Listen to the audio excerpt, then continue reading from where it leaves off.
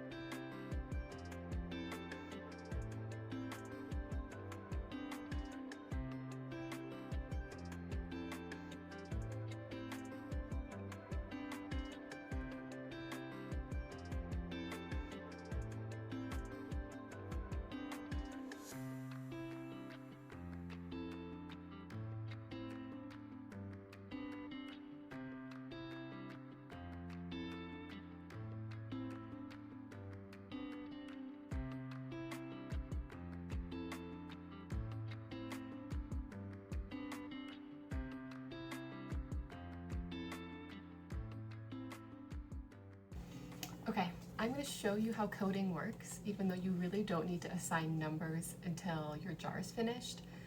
So this part is optional, but at least you can see like, okay, I've got a jar that's going to work, and if you follow the pattern, like, you'll be totally fine. So as you can see, I had cut a hole in my rotator. I'm going to reattach it. And you can already see I've got letters that are somewhat aligned. You'll notice that because we've got extra space at the end, they're not going to always be perfectly aligned with one another. They may be a little askew.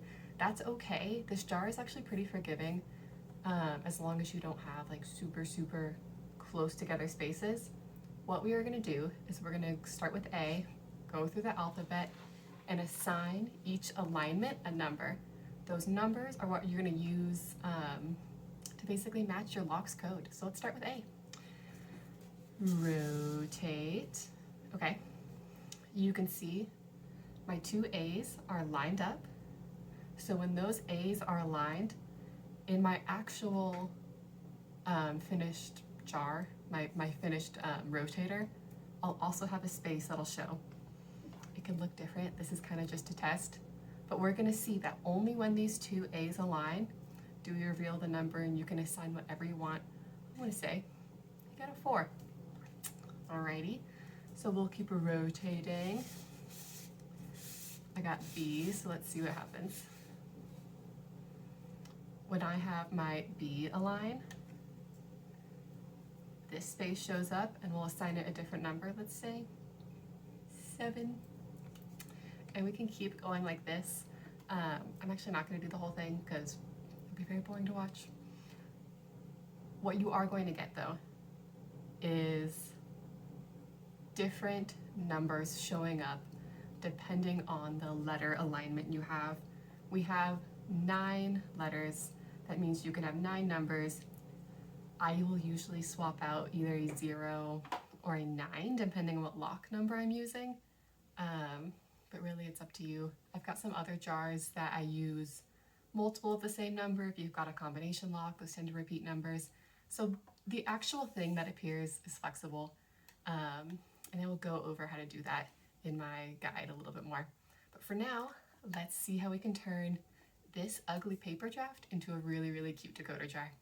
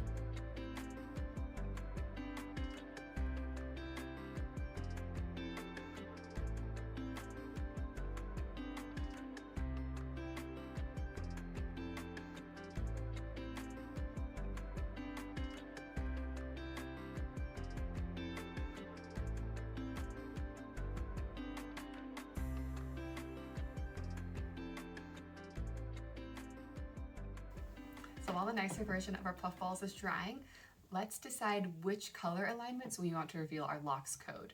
So I have right here a 3-digit lock. I have the code C. I set the code to 1, 2, 3, make it easy. So I need a color alignment to equal 1, a color alignment to reveal 2, and a color alignment to reveal 3. 3 different colors. I can choose any color I want because I do not write in the numbers until the very end. It's one of the more forgiving parts of this puzzle. So I've already chosen. I'm going to do blue, green, yellow. I like putting them on a tag if I'm looking for a very simple version. Customizing the way that you show the code is one of the more fun ways to play with this puzzle. I'll show some of those options at the end, but for now, we're keeping it easy. I have a tag. I'm going to glue these on. I'm going to customize it a little bit to go with a cupcake theme, and then we will get back to our jar and put it all together. Okay, we've got a finished tag. There is plenty of space here if you'd like to write a happy birthday message, good luck dum-dum, whatever wonderful wishes you would like to give to your giftee. We're going to put it aside for now. We're going to add it at the very end. So that's over there. Right here, we have our finished, dried rotator and base.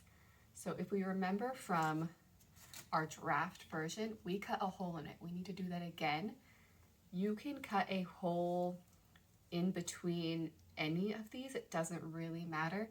For right now, I'm going to keep it also between the same original, so this pink and this purple, but feel free to add it wherever. And then we're going to stick these onto here. Before I kind of speed through that process, I want to make a note that when you are attaching your base, you need to make sure that you're not accidentally flipping it upside down. The reason is that some of the one-to-one alignments per rotation no longer are one-to-one. They'll be like, oh, this aligns with multiples. So make sure you keep it upright. You're gonna see me cut this out into like a chocolatey drip shape so it matches a little cupcake friend. And you will also see me adding a little bit of space with our decoder so that you have a tab to hold on to. Basically the way that it works is that I fold it a little bit. I'll add some glue here, and then I will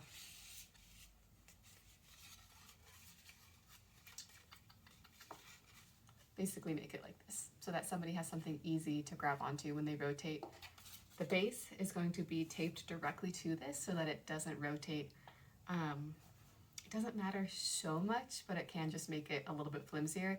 It matters more that your base doesn't move if you're writing numbers directly onto your jar, which, depending on the puzzle you want to design, might look better. So you're going to watch me speed through this. I will also keep narrating what I'm doing. Let's do it.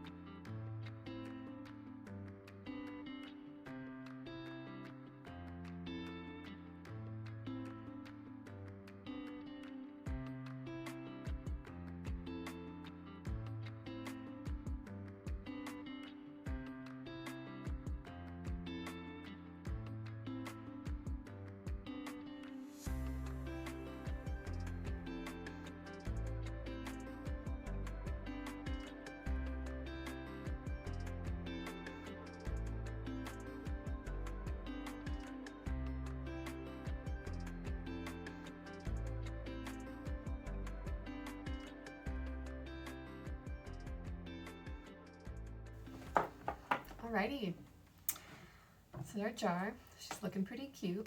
So we can see that our rotator rotates, our base does not move. So what we're going to do now is we are going to fill in what number appears based on what puffball color is aligned. And that's going to show up in this little window that we cut into our rotator. So we're going to use our code again. We're going to make sure that we do our code numbers first so that we do not accidentally use the wrong alignment.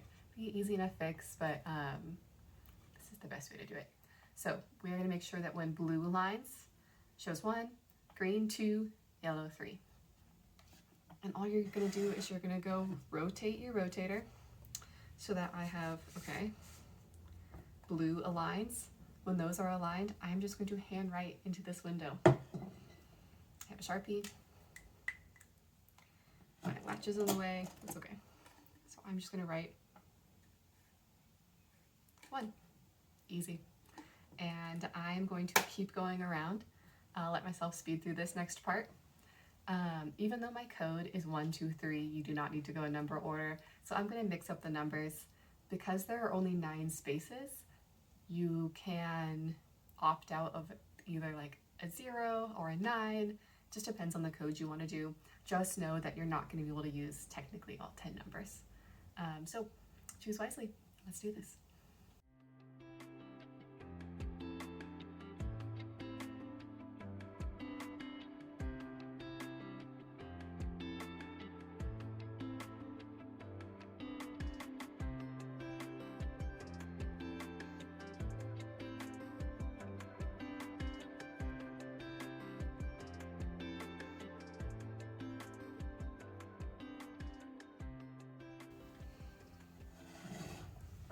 Okay, my numbers are all written in.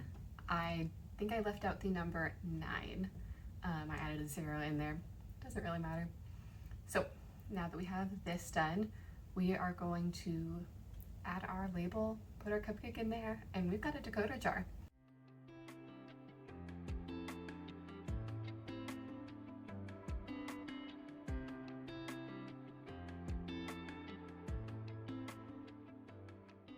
So, goes in there. Can attach our lock to this part right here so that the latch cannot slide off of it. Clear your lock so that the combination is hidden, and you can add your tag to either the front right here, or you can tie it onto the back. Kind of just depends on the style that you want to go for. I'll add mine to the front.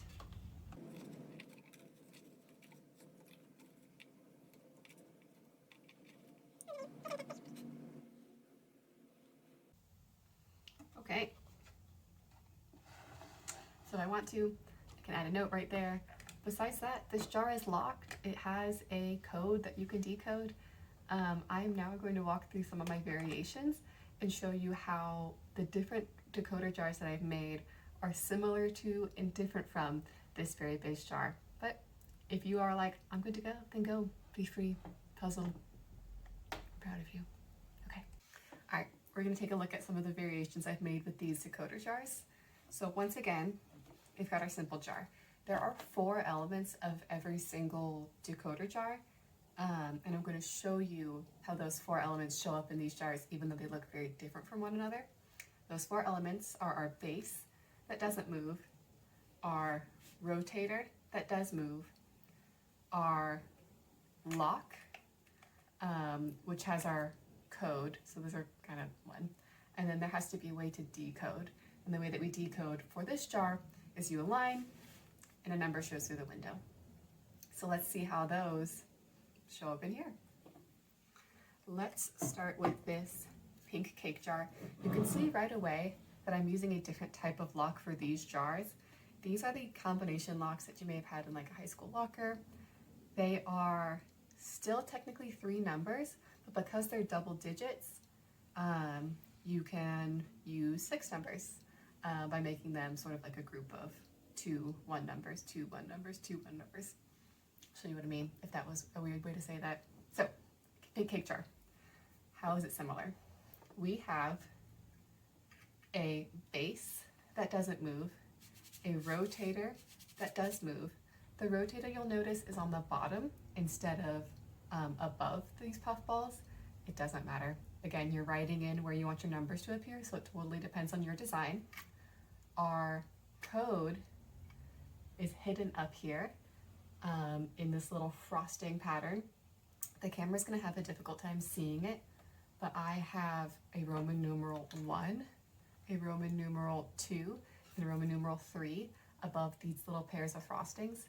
And the way that you would, in theory, understand this code is that the Roman numeral 1 is just your first set of numbers, then your second, and then your third.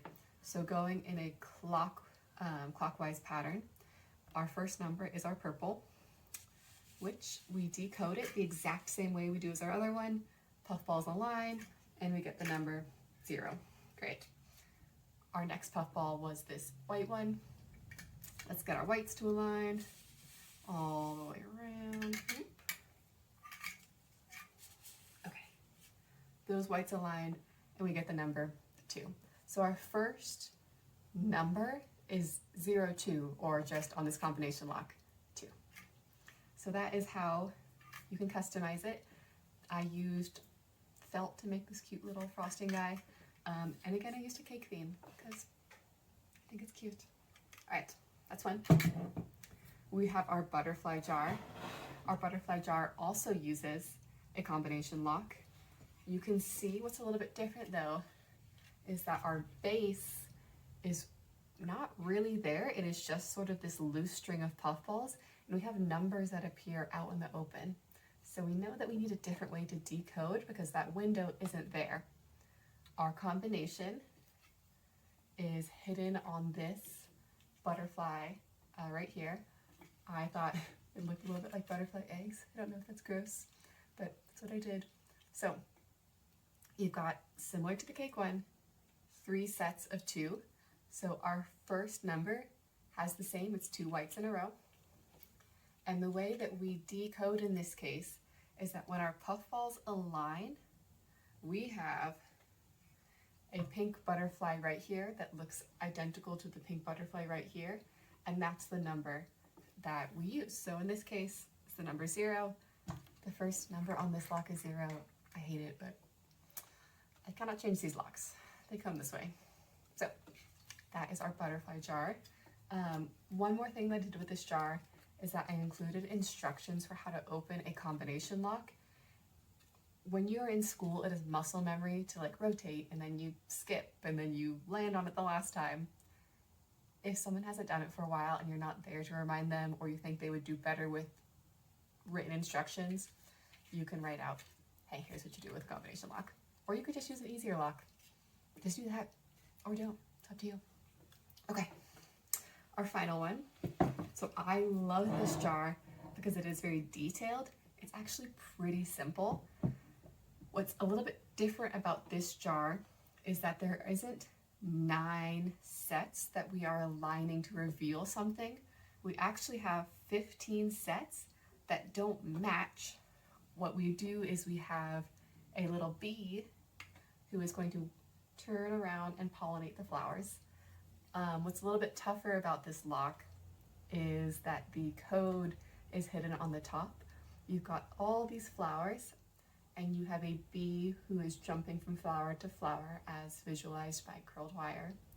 And if you follow this little bee's trail and recreate it, you'll get your numbers. So you can see the bee started at this light green, dark green, jumped here, here, here, here, here. He visited 6 flowers, 6 numbers on a combination lock. You do need to do the mental thing of like, well, I have 6 numbers, I have to pair them. It's tough. Sometimes that's really intuitive to people. Sometimes it's going to trip them up. We cannot control what makes puzzles hard for everybody. But just to show, this bee isn't matching anything. All he's doing is pollinating to the right flower to get that number. So my friend is right here at that first one, green, green, and this does still use a window. So that final window is here. It is a 3. When you have no matching to do, you can be a lot more loosey-goosey in how many numbers you want. I have the base split up between 2 rows, so even though it's technically each row is unique, it's split up and down into the zigzag, and my rotator is this large sort of race car checkerboard little pollinator guy. So those are some variation jars, and I'm going to show you one more variation that we could do with our little friend right here. Alrighty, I'm going to show you the final variation, which is on our little easy jar. So instead of using this tag, which has the very obvious blue, green, yellow, we're going to make this really, really sneaky. I happen to have a garland of felted colors that matches sort of the felted balls that I already have. And what I'm going to do is I'm going to indicate based on this garland, which will be hidden, you know, maybe near a present somewhere for someone's birthday you could decorate, but I'm going to hide the code sort of in the background. And the way that I've got that is if my first number is blue, on this blue star you can see I've got it dangling. So those little friendship bracelet letters, it just says the word first. Yellow says third, green down here says second. This is a really, really sneaky way. It may seem super obvious to you to be like, well, they're gonna notice that they've got weird dangling things on their garland. They probably won't. If people are not expecting you to lock their gift, they probably are expecting you even less to hide the combination in like some decorations in the background. So this can be really tricky. If you have somebody who loves the rush of puzzles, they might get a kick out of this. If you have someone who you're kind of testing the waters of puzzle with, or you want to do something silly but not really give them a hard time, I would stay sick with the tag. Know your audience, know who is going to enjoy a level of challenge in a puzzle. And that kind of wraps up the variations I have to offer. To go back to how to make these in like a broader sense, I thrift most of my jars. This one is thrifted.